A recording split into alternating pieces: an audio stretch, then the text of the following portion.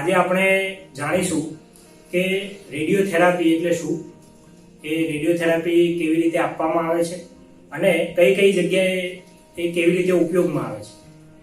આપણે જાણીએ છીએ એમ કે કેન્સર નામની જે બીમારી છે એમાં મુખ્યત્વે 3 સારવાર હોય.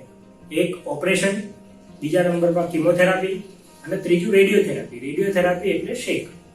હવે આ જે રેડિયોથેરાપી છે એ મશીન દ્વારા આપવામાં આવે છે. રેડિયોથેરાપી 2 પ્રકારે આપી શકાય, એક બહારથી અને બીજું અંદરથી.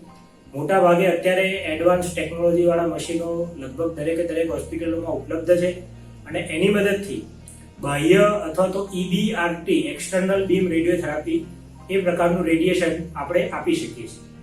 હવે આ જે રેડિયેશન છે એવું કહેવાય છે કે કોઈ પણ દર્દી જેને કેન્સર થયું હોય, મોટા ભાગના કેન્સરમાં લગભગ 70% લોકોને ક્યારેક ને ક્યારેક રેડિયોથેરાપી એટલે કે શેકની જરૂર પડતી હોય છે.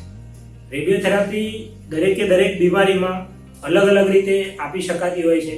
જેમ કે મોઢા અને ગળાના જે કેન્સર હોય એમાં જો જીભનું કેન્સર હોય, ગાલનું કેન્સર હોય કે પછી ઉપર જડબાનું કેન્સર હોય તો એમાં પહેલા ઓપરેશન કરવામાં આવે છે અને પછી ઓપરેશન પછી શેક આપવામાં આવે છે.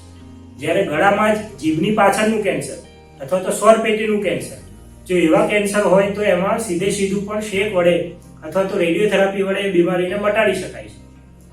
એવી જ રીતે સ્તનના કેન્સરના દર્દીઓ હોય તો એમાં પણ ઓપરેશન પછી રેડિયોથેરાપીની જરૂર પડતી હોય છે.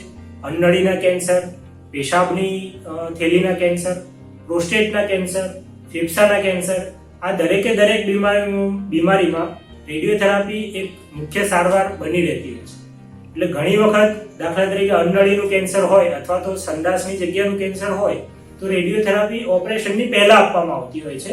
એને આપણે નિયો એડજુવન્ટ રેડિયોથેરાપી કહેવામાં આવે છે. જ્યારે જે મેં વાત કરી કે ભાઈ જીભની પાછળનું કેન્સર અથવા તો સ્વરપેટીનું કેન્સર, એમાં આપણે સીધું રેડિયેશન આપીએ એને રેડિકલ રેડિયોથેરાપી એવી રીતે કહેવામાં આવે છે.